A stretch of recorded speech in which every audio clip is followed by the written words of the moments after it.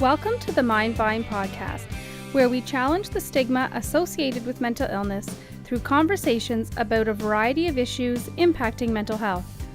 Here we bring you news, views, and interviews that intrigue, educate, and celebrate recovery. Leading us on this journey are the hosts of the Mind Vine podcast, Darryl Mathers and Chris Bovie. Welcome to the Mind Vine podcast. Thank you. My name is Darryl Mathers, and this is Chris Bovie, my co-host. And we're at the Mental Health for All conference here in Toronto, being hosted by CMHA. We've been having guests all week as they go into sessions and presentations and as they come out. And we're pleased to welcome Dr. Cohen from the Canadian Psychological Association. I got that right. Thank you. And you're the CEO, and you actually were presenting just a few minutes ago. So welcome. I was. Thank you. And can you tell us a little bit about what you were just doing here this morning? Well, the theme of the panel was really to have a look at our healthcare system and sort of really fundamentally address whether, there's equity in it. Do people, when they're dealing with mental health problems, have the same access to service as people with physical health problems? I think it's probably a resounding no. Mm-hmm. There's lots we can do as governments and decision makers and service deliverers to improve upon what we're doing now. And one of the things that's interesting I saw come out, it was a private member's bill, and they don't tend to go very far, but this notion, it came up in the select committee of a separate ministry for mental health and addictions. What is your thought on, does it need to be separated from health in some way?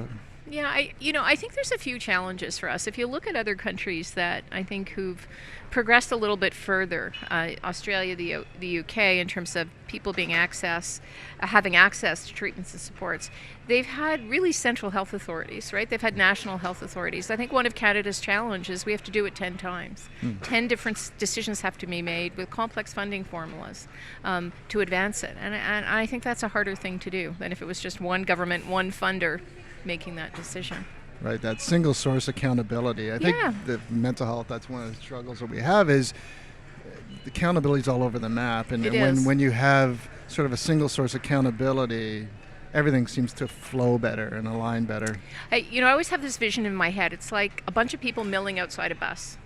Everybody knows where the bus needs to go. Probably many of them could drive it, but no one is sort of taking that leadership and getting up and driving the bus. Right. I think when it comes to mental health services and supports, that's the issue.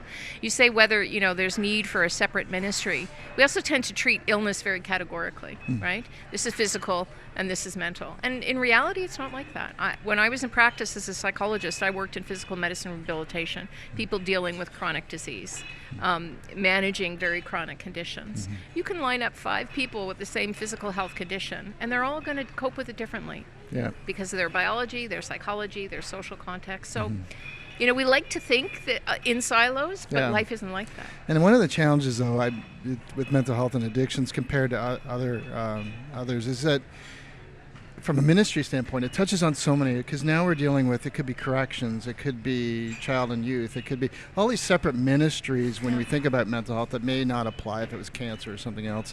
How do we align? How would we bring that together so we're looking at the entire support that's needed? I think there's a lot of movement in healthcare delivery to bring health to where people are, rather than to have people come to the healthcare.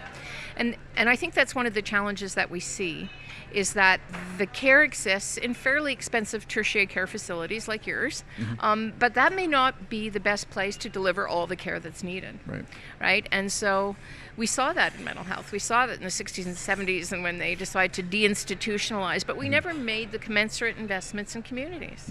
And so now, when I graduated as a psychologist, my colleagues went to work in the public sector. They worked in hospitals, they worked in correctional facilities, and they worked in educational institutions as well. But more and more now are going to the private sector, in part because those jobs may not exist in the same way. And when you put it in the private sector without investing any healthcare dollars there, people can't access it unless they're wealthy or they have good extended healthcare plans. True. This is a common theme, that the system is kind of fragmented, that it's a patchwork, that it's it's a century old and it needs updating. And everybody's got ideas. We were talking to somebody yesterday who wants to blow it up and start over, and which doesn't sound bad when you're sitting there talking to them, but you need leadership to do that, right? What's it going to take for real change to happen? Well, I think we have to stop thinking that there's one perfect solution out there that's going to solve all the issues. If I were to say to you today, I've got this treatment, doesn't matter what's hurting you, what part of your body, what condition it is, take it and you'll be better. That would be ridiculous. We wouldn't pretend that we have the one physical health solution. Same is true for mental health. I think what we've been recommending to governments is that they integrate mental health into primary care. That's where people go when they have their health problems. They should have access to care there. And pick a sentinel problem or a sentinel population and try and do that well. So if you want to invest in children and youth, we're going to get our biggest return on investment in children and youth, then develop a program delivered in places that responds to the needs of children and youth. Maybe another jurisdiction wants to start with seniors, or another with depression and anxiety, because those are the most common problems. Pick something, do it well, and then grow it, would be my recommendation. Yeah, I mean, the challenge that we see, and it's hard for us in the field to even navigate, but there's just, even here, there's so many programs, there's so many like different stigma, like there's so much going on, but it's not pulled together as sort of one. It's very fragmented. It's hard for the public to know, where do I go? Where do I go? And my child's this age now. Yep. Do they go here? Do they go there? Yep. And we seem to not come together and pull together to create one system that really works for people and is responsive. Yeah, sort of a collaborative team Yeah. working together where people can respond when and where the team is needed. I absolutely agree. It's not easy to do. If we want to go where kids are, we shouldn't be going to clinics at all. We should be going to schools. So, I mean, Yep. there's a lot of decision points that have to be made. But we don't have a system that easily supports that collaboration. We just don't, because we pay for venues and we pay for physicians. Mm-hmm. Right. When you're based in Ottawa, you wear a lot of different hats besides your role as CEO. You've done a lot of work as a consultant, I think, and creating reports for government and different briefings. Do you find this government, I'm speaking federally, is more receptive to some of your ideas or your thoughts, or from just more receptive to listening, or where do you kind of feel that the government is today? So the work I've done with government, presenting to committees and so on, has been on behalf of CPA. And I do think there's a much better recognition of the gaps in mental health, for absolute sure. I think there's more, there's certainly commitment to do something right and do something better. We've changed federal ministers of health now, but certainly Minister Philpott was committed to targeting the transfers for mental health. We've never seen that before. That's terrific. But then the conversation shifts a little bit. So now that there's going to be these targeted transfers, what are the provinces going to do with it? Mm-hmm. Right? And so we've been trying to work with our provincial association partners to have those provincial level conversations to say, here's some ideas. As an association, we invested a fair bit for a small not-for-profit, and we commissioned this report from a group of health economists, and we said, look what's going in the rest of the world, UK, Australia, great things. If we did it in Canada, what would it look like. And what would it cost? And we've taken those recommendations and we've been trying to talk to government at all levels, suggesting here's some ways you can do it. And that's always a challenge, right?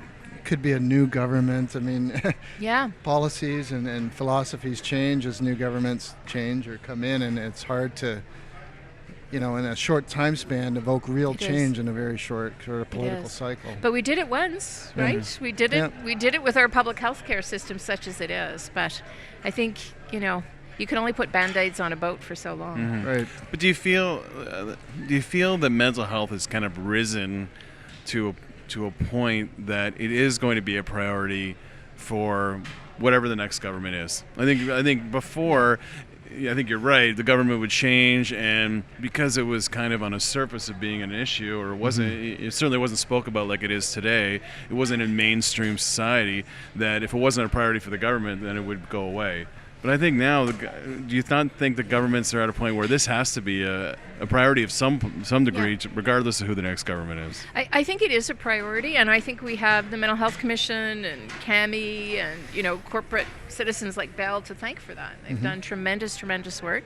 People are talking about their mental health needs, acknowledging them, and now we have to make good on that stigma we've helped to combat. We've got to give people the care that they need, and that's going to require some real and maybe painful, challenging, complicated change. Yeah. And I think it's a priority for all governments, but I guess where we're going to run into is, the Liberals feel it's a LHIN, CCAC, the merger, and this is where we think it should go.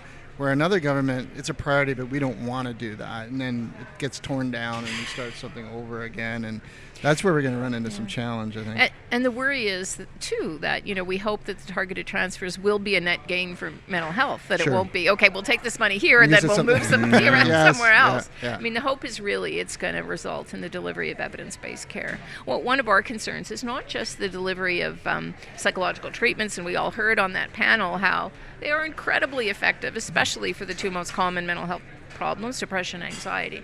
But let's not forget about the gate piece, the assessment. I mean, kids sitting for 2 years on wait lists because they have a learning disorder that's undiagnosed or unaddressed is not a good thing for them, their families, communities. So there's a range of gaps. Yeah, exactly. Well, thank you very much for Oh, you're taking the welcome. time Pleasure. to chat with We us. could talk It's- system yeah. forever. We could go forever. Yeah. Yes. No. Well, thank you very much. We really appreciate it, Yeah. and enjoy the rest of the